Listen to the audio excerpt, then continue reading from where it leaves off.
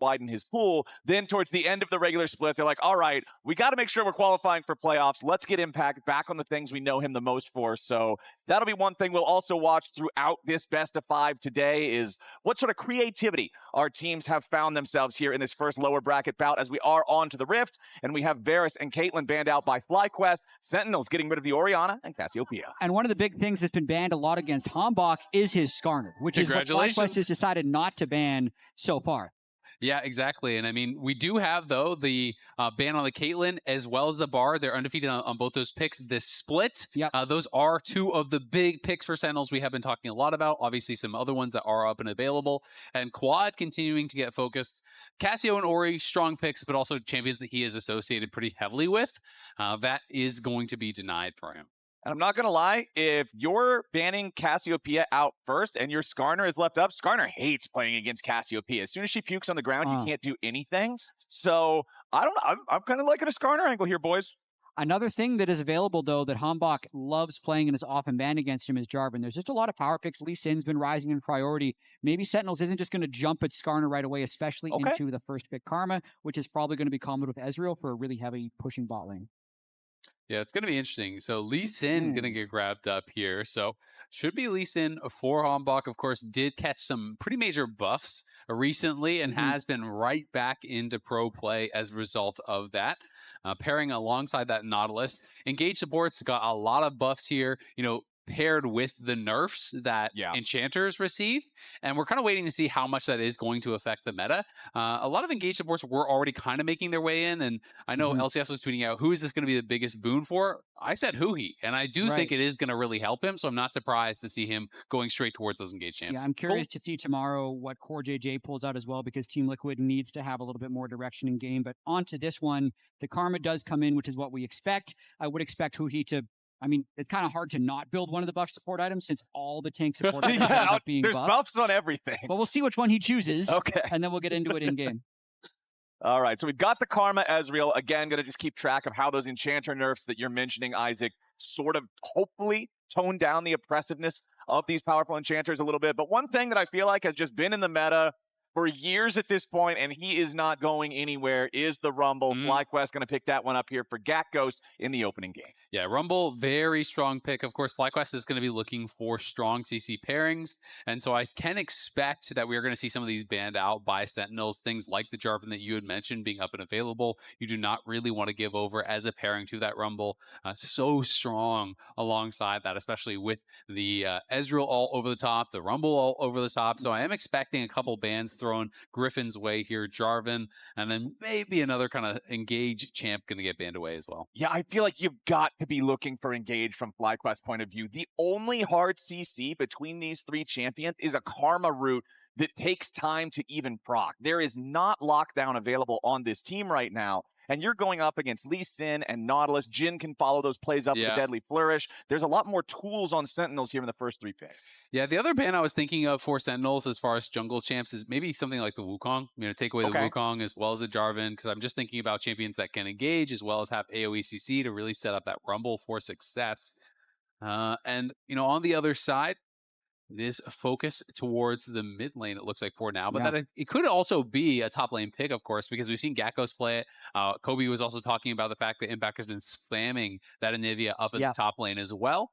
And so it is going to get banned. You can call it a flex ban, I guess. Yeah, counts for 2. 1.5. And it's strong in lane against the Rumble, so it's something that would still be good in the Sentinels team composition. I do really like this Jhin angle in this game specifically, since the Nautilus is going to want to leave often, and everyone on FlyQuest is squishy so far. So I think both teams have their own good synergies amongst the 3 champions they picked so far. Nefiri, the last ban alongside that Jarvan from Sentinel. So they do continue to target the AD junglers. I am a bit more surprised to see it be another I only do damage champion, since you've got kind of 3 of those just power picks with a lot of damage in your first 3 already. K'Sante will be the last ban here for FlyQuest. One of Impact's most played, as Sentinel's 4th pick of the draft will be Ryze for the mid lane. I will say FlyQuest, you know, if there's a team to play no engage high damage, it is FlyQuest. They do really like that style. So, you know, the Nefiri, I think, makes sense through that angle. K'Sante, you know, is one of Impact's, you know, most played for the last couple years for sure. But that being said, Ornn is generally a more standard answer into the Rumble. So I wouldn't be shocked to see, you know, even just an Ornn answer coming out from Impact. does feel like it fits what they have drafted for pretty well. And I don't think that Sentinels really need more damage because everyone on FlyQuest is squishy. Correct. I agree with that. I think Ornn could be a good last pick for them, especially now that they see the Twisted Fate. We know FlyQuest strategy at this point. It's kind of dominate bottom lane and then hold the prior with Twisted Fate. This has been a successful strategy that many teams have ran. I know Lion won with this earlier. And the Skarner, unironically, is a decent front line if they want to not only take it this game, but also deny it from HamBak. Exactly. In Fearless, you take this away. This is HamBak's undefeated pick, like 4-0, 5-0, something like that on it. Being able to remove that and relieve that pressure from your own drafting for the remainder of the series is big.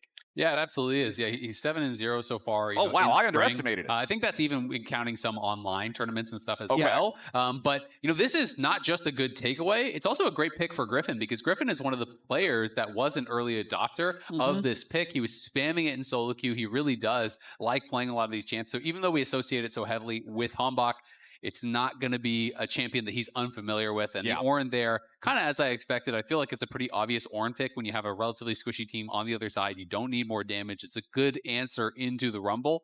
This is not a lane counter pick by any means, but it's something that can withstand what the Rumble is doing.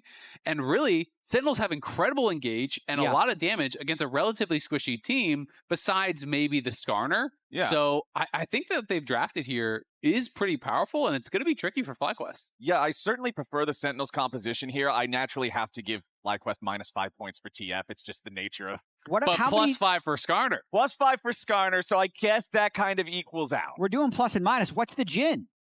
Oh, Jhin's -4. Jhin versus Squishy? I feel like think this Jhin is a good getting... Jhin angle. There's nothing bad about maybe Skarner's a little bit hard to kill, but they have so much range. So I agree, team fighting for Sentinels is great. If Massu and Cryogen dominate laning phase, though, and really stop the Nautilus from being able to move, that's going to be how FlyQuest win this game, is if they're quickly snowballing, stacking Drakes, and not really letting Sentinels play on the map.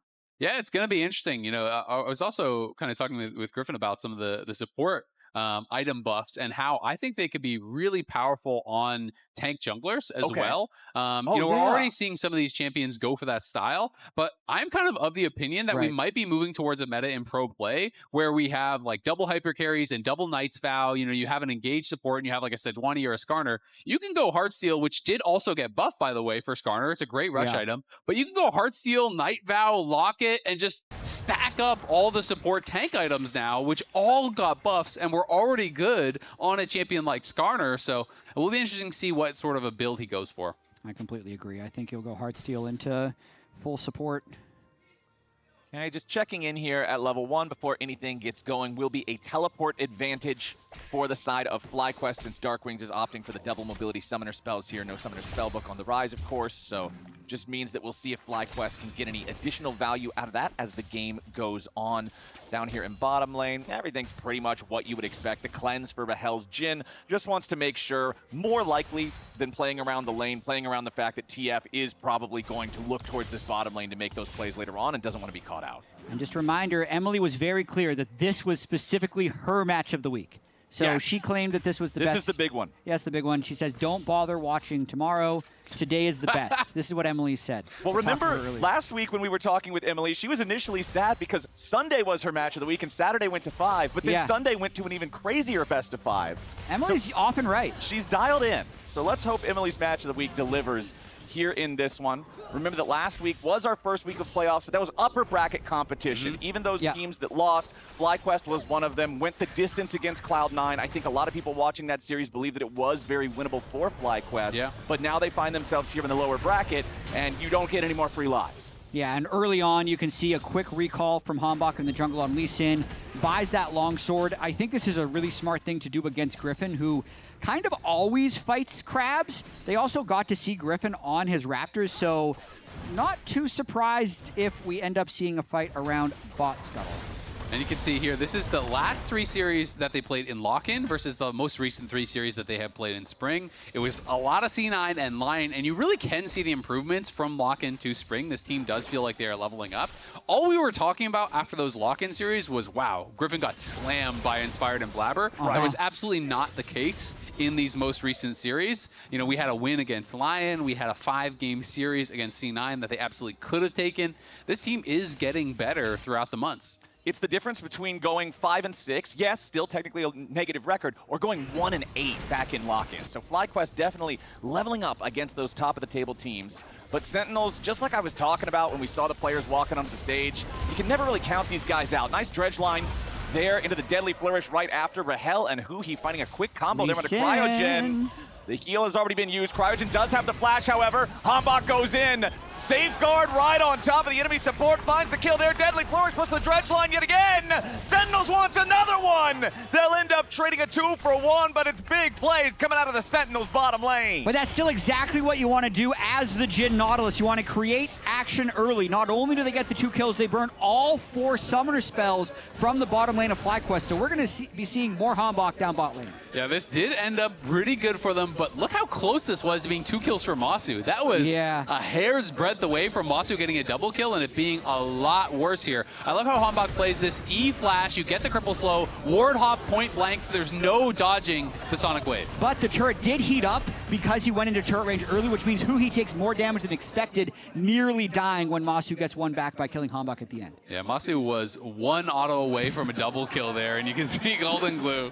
The Golden Glue reaction cams are undefeated. Yeah, he's one way or another, he's always experiencing the peak of human emotion. Sometimes it's sometimes it's the Valley, brother. Yeah, sometimes it's down there in the Mariana Trench, but he looked pretty excited about the 2 for 1. HamBak going to pass through the mid lane here now.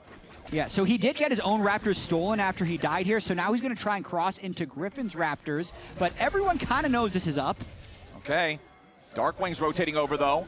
He will be the first of the mid laners to make his way into this scrap, as we are going to have 4 collapsing here from FlyQuest. HamBak in a lot of danger. Safeguards back over to huhi, but now a beautiful Mystic shot comes in from Massu, and he'll pick up the kill. huhi with a flash over the wall, tries to get away. Hit with the upheaval there from Gryffin, so he'll stay alive, but Sentinels gets punished. We like to talk a lot about junglers punishing the missing flashes from the AD carries. How about the AD carries punishing the missing flash from the junglers there? As they knew HamBak was without his flash after that gank, they rotate up. 4 members of FlyQuest show up to defend the Raptors here, where Gryffin, you know, people give him a lot of heat when he gets those deaths at the Raptors. Now it's them punishing. And the big thing here is that he's just brought his whole team. So they have 4 people in their own jungle, whereas Rahel's not quite there and can't support the play. So it is a numbers advantage for FlyQuest. Cryogen and Gryffin syncing up to help each other, going Raptors to Raptors, and then also punishing HamBak with the death. And now Massu has 2 kills. So just like that, you know, he is back in the lead here.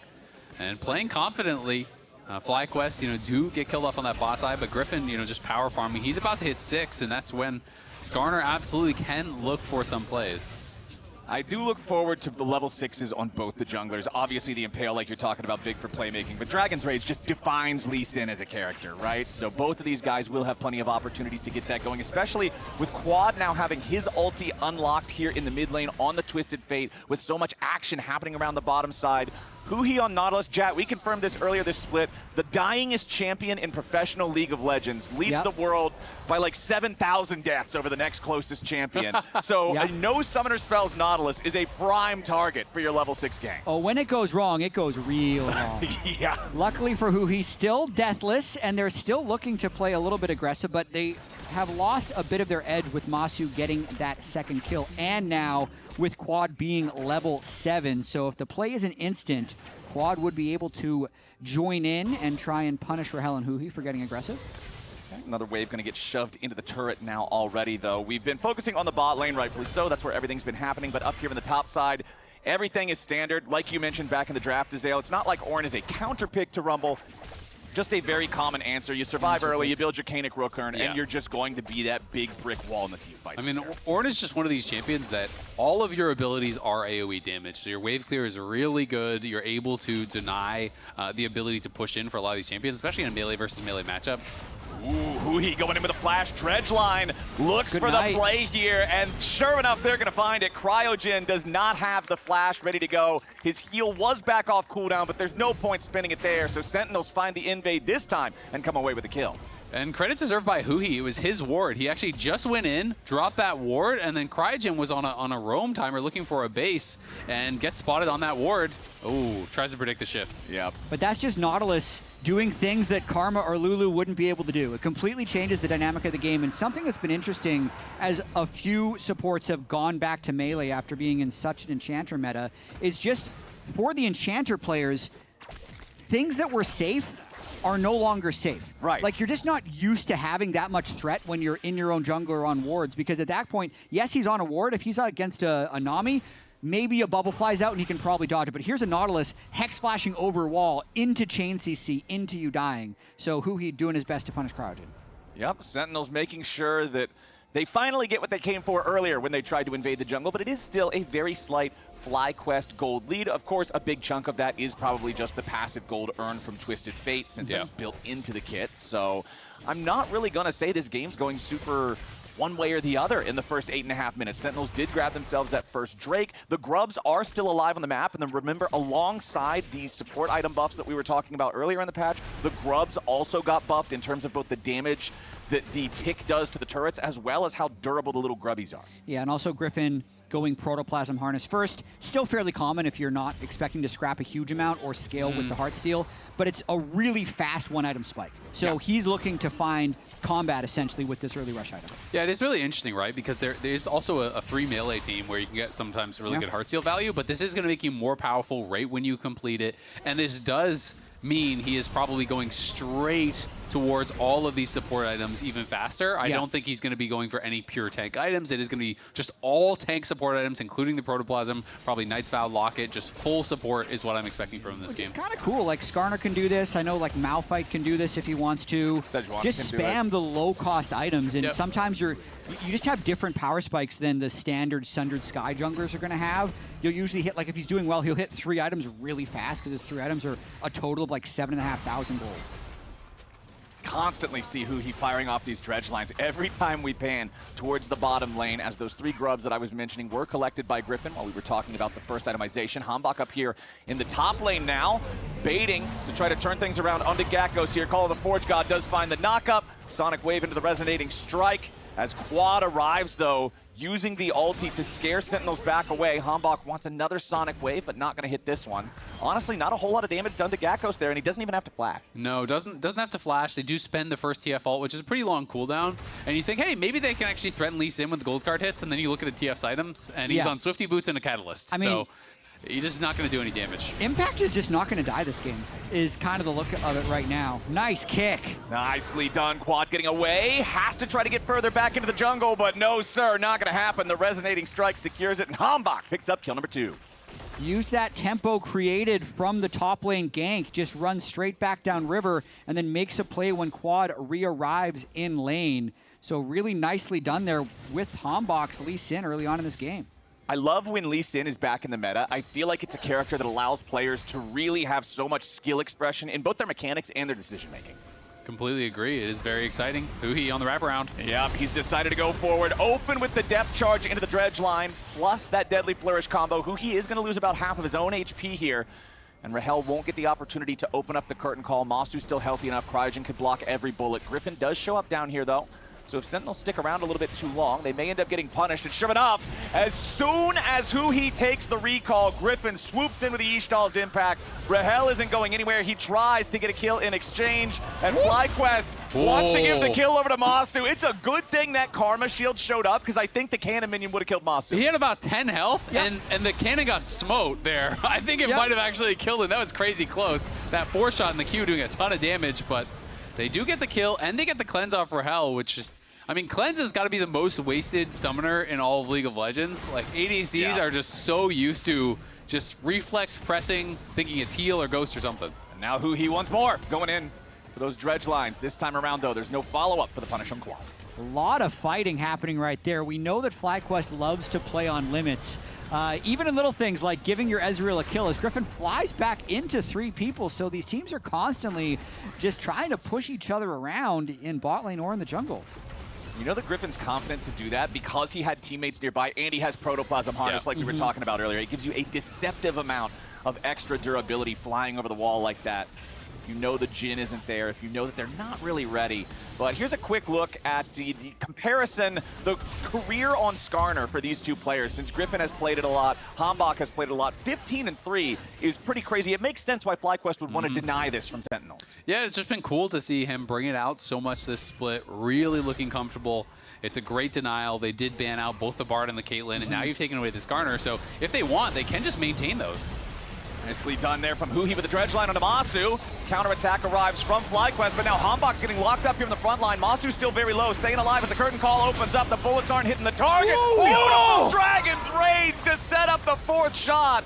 HamBak making it look easy there as Gryffin at least gets one back. huhi falls. Rahel still trying to find the damage here for the big fourth shot. Deadly flourish out of the Rune Prison. Resonating strike over the wall. Gryffin very low with the Protoplasm. Harness healing him right back up. It is a scrappy one here in mid lane. Somehow just the supports end up falling in that mid lane scrap, but it looks like Sentinels is going to be able to rotate over and take this next Drake. Beautiful Dragon's Rage into fourth shot combo to pick up that kill. And you're seeing, to me, Sentinels does just have a lot more damage. FlyQuest kind of can burst one person, and they're just surviving, waiting for more cooldowns. Yeah, I mean, their comp is basically just CC someone, gold card front line. You can see HamBak goes in, gets hit by the gold card. It's starting to look like this fight could actually go pretty heavily towards FlyQuest. But then as they're lining up to block the Jhin shots, three-man kick takes out Cryo and puts Massu low enough that he never really can re-enter the fight. Yeah, no barrier either, so he has to play completely on the edge right there. Huge play. Basil and Miss Chim Chim here in the studio co-streaming the festivities as Golden Glue remains with the best feet in the house back there in the coach's room. I'm sure these types of close fights with everybody getting down to 200 HP are great for GG's blood pressure. Oh man, you gotta love it. I mean, he's a competitor through and through. Obviously, you know, had a pretty long career as a pro, and then now coaching. You can see he is feeling every fight. Now, when is that next fight going to happen? Because we've only got 20 seconds until the Rift Herald spawns, as Sentinels are looking potentially to punish anyone who might try to defend this Tier 1 turret around the top lane and set themselves up for a free objective. Yeah, don't want to waste too much time, though. Yep. They were hoping the quad was a little bit faster onto that wave, but now they want to really control this mid wave. Yeah, I feel like they kind of gave it away with the hit on the vision plant. Maybe FlyQuest would have you know, assumed it anyway. But as soon as he hit the vision plant, a bunch of blue question mark pings went over in that area, and then Quad just waited back in the middle of the lane, and then they throw the Ezreal ult to actually scout the tri-brush. So FlyQuest were fully on it, and not going to take any risks there. Quad knows he really is a target here. You can see Bandle Pipe second for Gryffin, so double support items here already. They don't have a traditional kind of like Knight's Vow carrier. I see that more as the true hyper carries. If you have like a Cassio or, you know, you have Jinx and champions like that, that is more who you're looking for. But it still could be a potential third. Yeah, and it's still setting up Massu to kind of need to hyper carry. That's more of the team composition in this case. You can see like 3 pairs of Mercury treads already being built. Also the upgraded Merc treads on DARKWINGS with so much magic damage and CC needing to be chained for the FlyQuest team. It's just really difficult for FlyQuest to get kills because Ryze and Lee Sin, even though they're not tanks, they're still kind of bruisers, so they're not going to get one shot, and it means Massu's going to have to stick around for a while to get enough damage to kill them. And Ezreal definitely can kill them if you're getting later on into this game, especially Endless Hunger just gives you so much additional power, you know, later on into the game when you have Shojin, you have Endless Hunger, you have like almost no cooldowns. And Ezreal can become a real threat later on, plus the protection of the Karma, lots of CC around him. So we'll see if there is going to be a fight here. You can see Lee Sin and Jhin trying to push out mid lane. Looks like they want to scrap with FlyQuest. All right. Keep your eyes on HamBak as the dredge line from huhi hits Massu, forces the Essence Shift away. Deadly Flourish not going to find a target, but the Realm Warp about to arrive. Nobody's going to take the portal. A little bit too dangerous on that one. Teleports about to come through as the Herald is already secured by Gryffin. Gakgos making his way into the fight.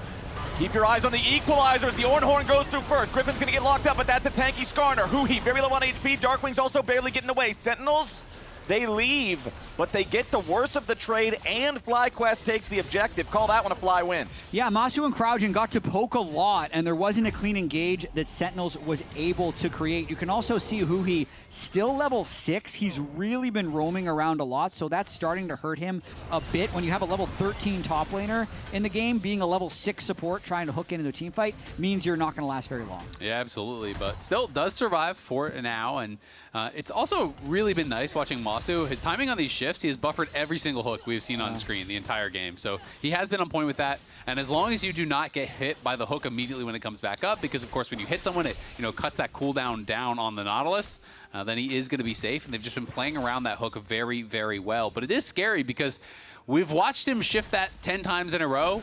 You don't shift it one time, you die, right? So that's the time people remember. Exactly. No cleanse, no Mikhails yet on the Karma. He's just completely trusting his timing this entire game.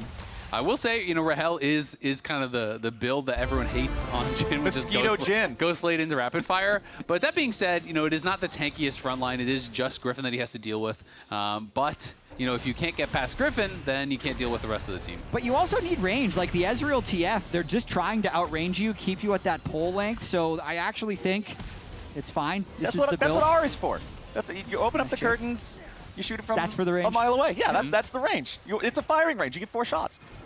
Well, Quad is going to be working in towards the Lich Bane, and then we're expecting Rapid Fire third, and that is where I feel like these style of comps really kind of come online, where every time you have that Rapid Fire ready, you just go for a gold card, you gold card anyone, and you just put pressure on them. It's guaranteed poke from the Karma, from Electro Harpoons, from the Ezreal, and they are going to see if they can pull off a dive on bot side here, but FlyQuest feels like they're aware. Nobody else is around Quad right now, so there shouldn't really be a whole lot of ways out here for this Twisted Fate. Meanwhile, FlyQuest will get something back, summoning up the Herald in mid lane, taking out the tier 1 turret there, as now huhi finds a dredge line onto Gryffin, but he's got to be careful. The rest of FlyQuest is right behind that Skarner. huhi continues walking away. HamBak now with a safeguard, back towards his own support, but it's DARKWINGS who's got to be careful. He has to walk out the whole distance of the equalizer. HamBak also eating a ton of damage here from the Flame Spitter, but nobody else on FlyQuest could do the rest of the damage. So even though Gakgos gets 2 targets, very, very low, it's not low enough, but it is enough to earn FlyQuest control over the Dragon Pit to stop the Sentinel stack. I think it's a pretty interesting trade, not necessarily a clear win one way or the other, because stopping Soul Point is very important to FlyQuest, even if it costs them pretty much all their ultimates at TF and a lot of plates on that top turret. So FlyQuest delaying the Soul, and Sentinels is getting a lot of gold for this trade. Yeah, they are getting some gold, and Sentinels going to be happy that they got the kill, but I do think it was critical for FlyQuest to stop that Soul stack here. If you're giving over Cloud Soul, that is so ridiculously powerful. And the timing, even in a 4v5, they knew some tools had been spent to kill off their TF, so they really hard forced. They got in there to stop the base from DARKWINGS, and they know DARKWINGS is not playing TP. Yes, he has a Realm Warp, but ever since that Phase Rush nerf, it has been pretty much all Ghost Ryze, and we're able to stop that. Now Gryffin under pressure in his own jungle again. Protoplasm Skarner. He tanks a lot, but he still feels enough pressure to need to flash over the wall to make sure he doesn't lose anymore. A little surprised he flashed instead of trying to walk it off, but Jhin was in range to apply some additional CC, and now it's Cryo. Yeah, this is more of a problem, as now they're also going to commit the depth charge here onto the Karma. Ornn flies over the wall, but Cryogen with a flash away clears enough space to keep himself safe. Meanwhile, Sentinels bringing in even more backup, dropping wards in the FlyQuest jungle, stealing away camps. And a lot of cross-map happening right now. Both flashes burned from support jungle, but while FlyQuest was taking the dragon, Ornn killed top lane, Jhin killed mid lane. While the fight in the jungle was happening, Ryze killed bottom lane. So Sentinels really opening things up, clearing the last 3 outer turrets in the last 3 minutes. And even though the gold in this game has been close, this entire 20-minute stint, biggest gold lead for one team has been about 1,000. The scoreboard has told a very similar story the entire time, which is Massu and Gakgos are the gold leads for the FlyQuest side, while the other 3 roles go slightly in the favor of Sentinels. So I'm really looking specifically at Massu, who we were talking about needing to be a hyper carry earlier, alongside Gakgos and his equalizer placement in these big fights to be the difference maker and tip the scales for Fly. I completely agree, but I do think one thing that's lost a little bit in translation sometimes when you're looking at just the numbers is how ahead Ryze is, because TF has got 900 gold from his passive, and he's still down 350 gold, right? And TF is balanced around having more gold. That is part of the champion's design. So when Ryze here already has an ornament, is quickly going to be on 3 items, and is up the equivalent of basically 1,200 gold plus now an ornament on top, I think this Ryze is ridiculously strong, and could be a real problem here. And also, Rumble is kind of printing fake gold as well with his first strike, so the overall gold says... Got a lot of counterfeiters here on FlyQuest. Yeah, even gold. I don't know. I don't know if it is. Ornaments don't count. Okay, all right. TF prints Everybody's money. got fake money. First Strike, I will be a little bit of a defender, because First Strike is just a scaling rune, right? It actually does pretty good damage later on in the game because it is a percentage damage increase. So I see First Strike as a bit different than the TF gold, but definitely the Gold League can lie to you a bit. Yeah, but on the topic of DARKWINGS, he is having a really strong Ryze game, and a lot of people don't realize how long this guy has been grinding. He spent essentially 7 years in collegiate, Tier 3 and Tier 2, even had a stint in 2023 and 2024 where he was playing collegiate at the same time as playing Tier 2. That's wild. Constantly showed up in NA in-houses and spammed solo queue, but once he got that LCS chance, he hasn't really let it down, goes from DSG to Sentinels, and is having a great game here. Yeah, I feel like he's actually playing very well, you know, against a lot of tough competition. I mean, there are 5 imports in mid lane, and DARKWINGS is holding his own, and I think has been a pleasant surprise here for a lot of people on Sentinels. I think he is part of the reason that this team has been better than expectations, especially back in lock-in. I mean, my first introduction to him as a player was back during the COVID era. He competed in one of the Red Bull 1v1 tournaments that I casted, and he ended up winning the entire thing. And I was like, oh, this guy's pretty slick. He's got some pretty strong mechanics. So fun to see that journey that he's had over all those years like you're talking about. But now FlyQuest are looking to potentially make a move up here onto DARKWINGS as Quad finds the range there for the gold card. DARKWINGS trying to get out. The Realm Warp still needs to channel. And just as Gryffin arrives, he doesn't quite have the distance, and DARKWINGS escapes the collapse. Is able to get out of there. Gryffin not able to interrupt him in time, but the Knight's Vow has been completed, and this item did just get buffed. Flat percentage damage redirection, basically damage reduction, as well as, you know, the increase on the amount of healing you receive from the person who you have put the Knight's Vow on. These are very significant. Flat increases in numbers, like in percentages like this, matter a lot in League, especially when you're talking about late game when someone is pumping out a ton of damage. People think a lot about, oh yeah, you're keeping your carry safe. What I think people underestimate with Knight's Vow is how much it is keeping you safe when you have a 6-item AD carry and they're healing you for 12% of their damage. Just incredible synergy between a tank and a fed carry.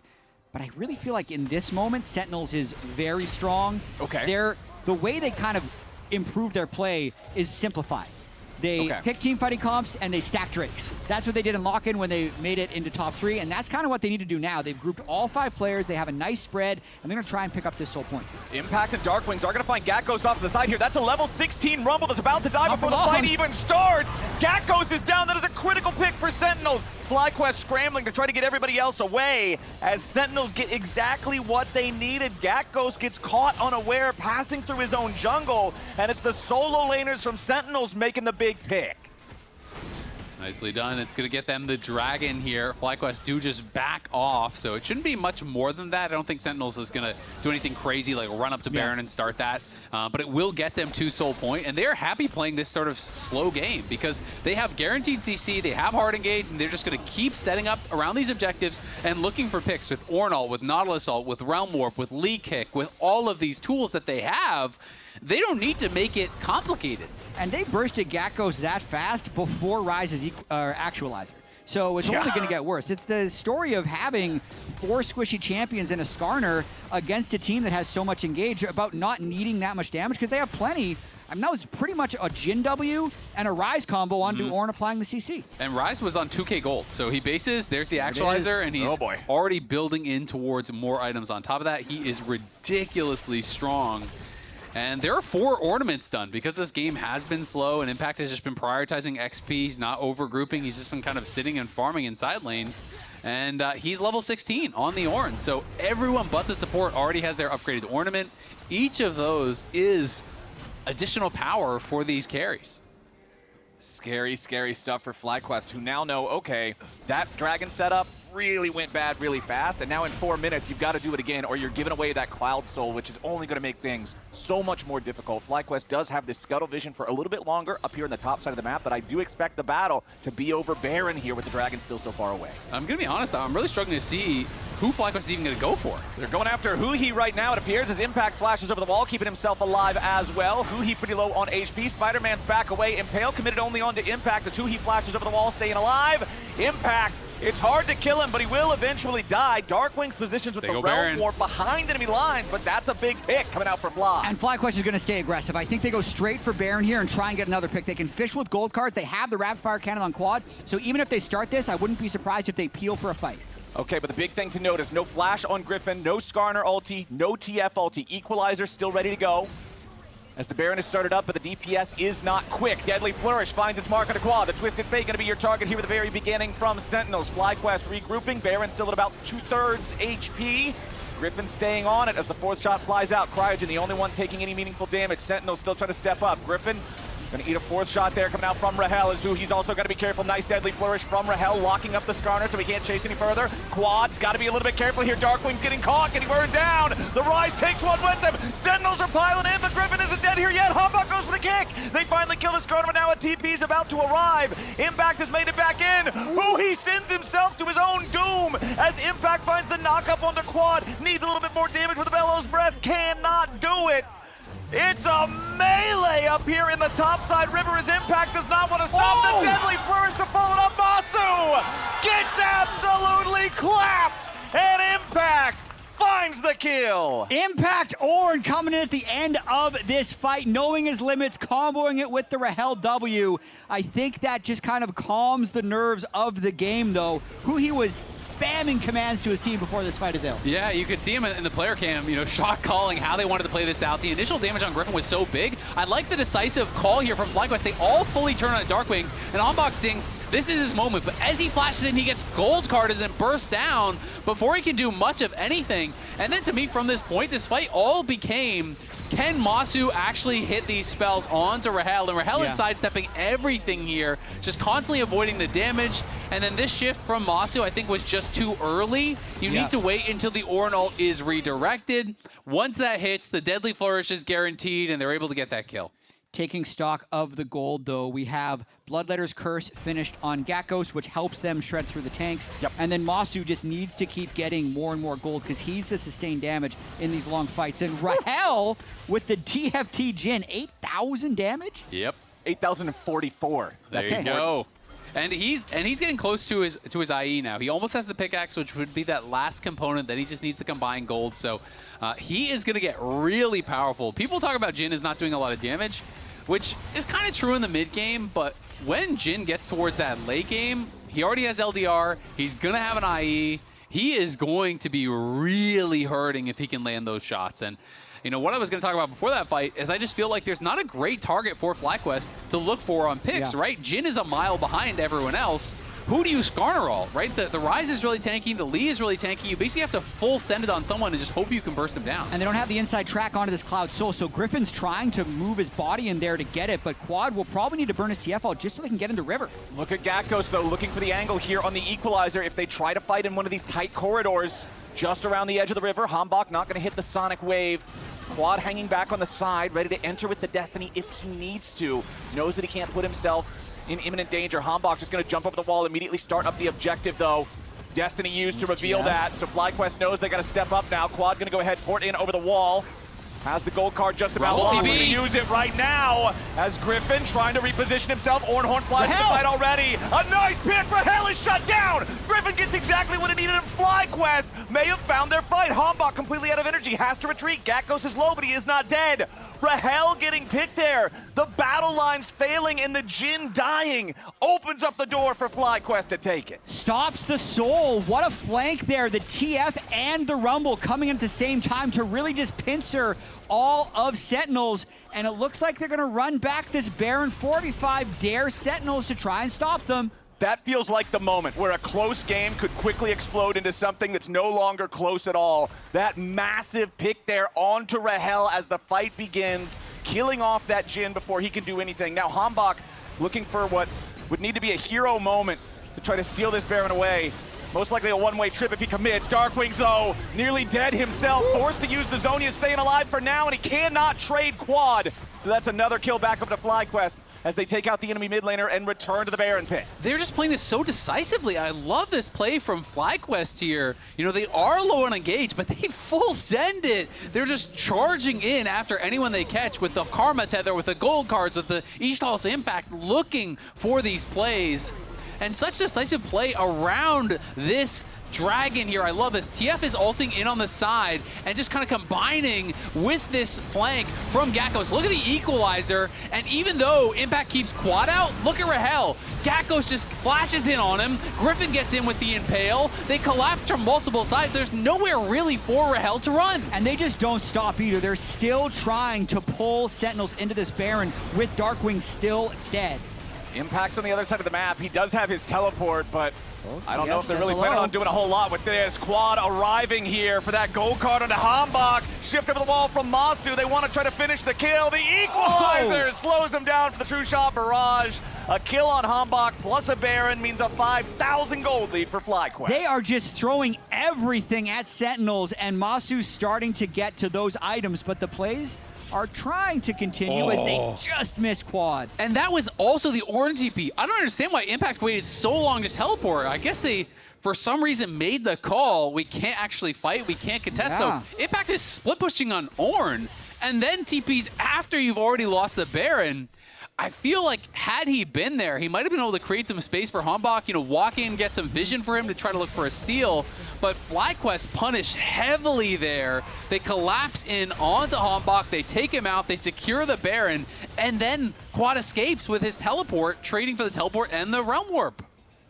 And now this map is very scary for Sentinels here for the next 2 minutes. FlyQuest going to put this Baron to work, utilizing all that damage, all that range to take everything they can off of the map. Tier 2 turret here in the bottom lane will fall as FlyQuest pressure 2 different lanes. And FlyQuest has really clutched up in the last 4 minutes. This game was incredibly even, maybe even behind for them, but now Massu has this Ezreal power, and they're playing the Karma Ezreal as long as he doesn't get picked. It's all eyes on Massu. And you can see Impact stepping up to try to psych him out there a little bit, but Massu just completely steadfast in his positioning as Quad going to put the pressure on the mid lane tier 3. Meanwhile, the rest of the team, alongside these 2 Baron-empowered cannon minions, have the bottom lane turret down to its final plate. Next wave about to crash into the turret now. FlyQuest playing it slow and safe. Don't want to overcommit and allow Sentinels and engage underneath the turret that's barely hanging on. Bottom lane inhibitor now exposed. Quad again, going to have the wave shoved up in mid. That one's not going to drop quite yet. FlyQuest continuing to push bottom side. Impact stepping up. Not a whole lot to be gained from a deadly flourish there to Gryffin. Counter Impale comes out as the Protoplasm Harness heals him up yet again. Flashback over the wall from Impact. Gryffin stays alive.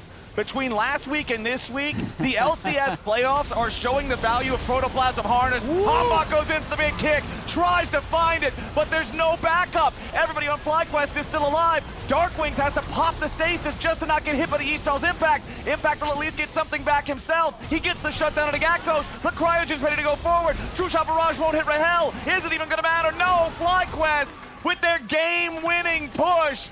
Yet again, they don't back down. It's a full send in the bottom lane from FlyQuest.